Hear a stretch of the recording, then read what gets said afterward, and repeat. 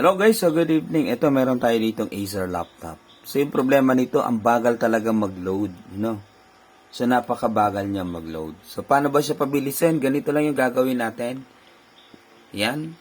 Press Control plus Alt plus Delete. Then pasok tayo sa Task Manager. Alright. Yan. Select natin yung Task Manager.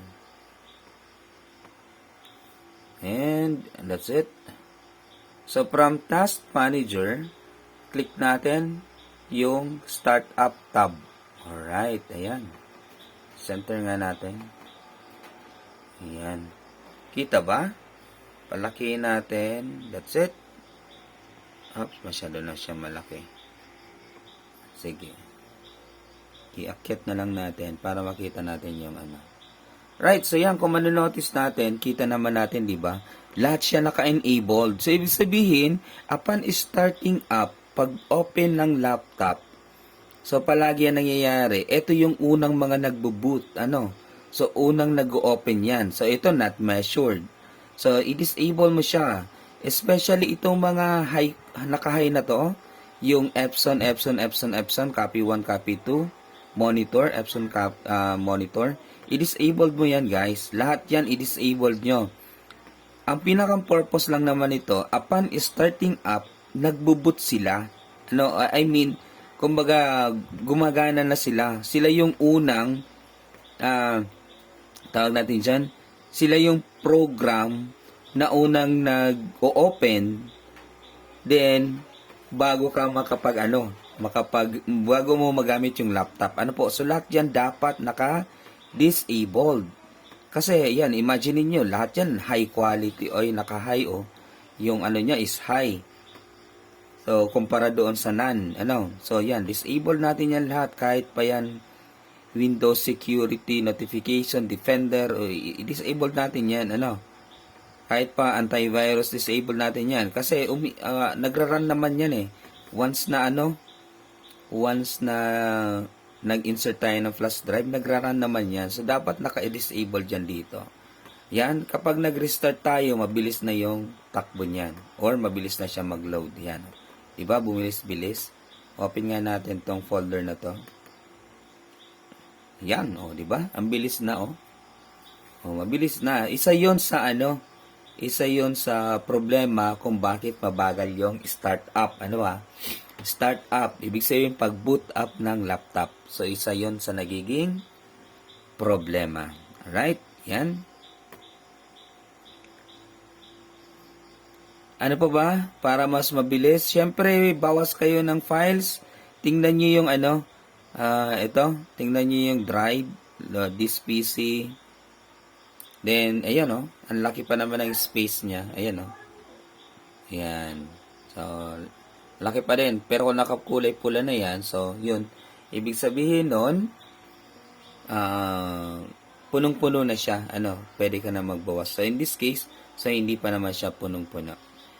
Right? So, madami pa tayong kaparaanan kung paano ba pabilisin yung laptop. Of course, pinaka-the best pa din, mag-add ka ng RAM. Add tayo ng RAM. Then, add din tayo ng SSD. Mas maganda kung SSD. Then, try nga natin yung press natin Windows R. Next steps natin, para mapabilis-bilis natin, Windows R. Type natin msconfig. Yan, msconfig. Enter. And that's it. So, from msconfig, yan, natin. Ito. Punta tayo sa boot tab, then advanced option. Yan. So, yung number of processor, i-check natin yan, then i-select natin yung pinakamataas na processor niya. 1, 2, 3, 4. So, 4. So, pinakang higher, then i-check natin yan. Isa din to sa kaparaanan para mapabilis natin yung ating laptop. Then, apply and okay. So, dito, system configuration, you need You may need to restart your computer to apply these changes before restarting. Save any. Yan.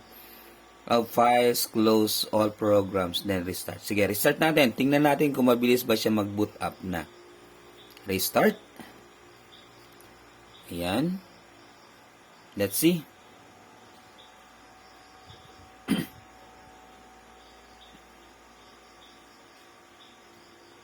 So, applicable to guys sa lahat ng uri ng laptop. Ano po? Windows 10 operating system, applicable to.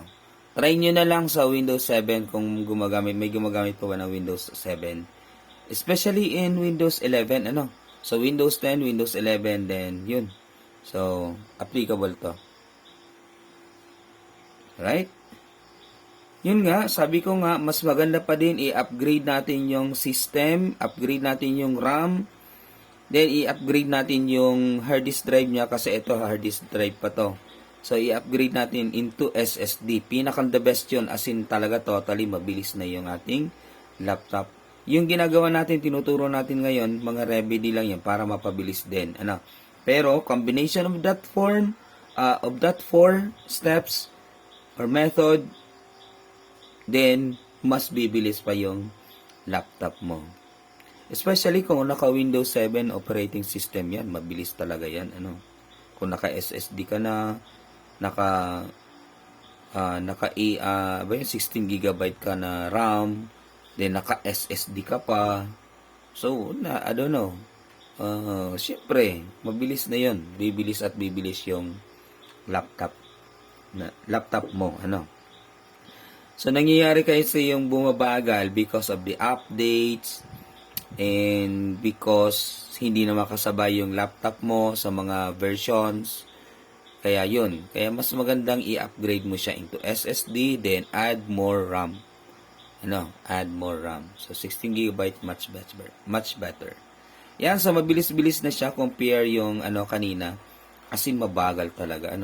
Yan, nakakapag-refresh na din tayo na mabilis. That's it. Yan. Alright. So, yun. So, ganun lang yan kasimple, guys. Yan. So, thank you so much. This is Lucio Cotec, Alien Altamarino. Peace out, guys. Signing off. Yan. So, sana may natutunan tayo, guys. Yan. Alright.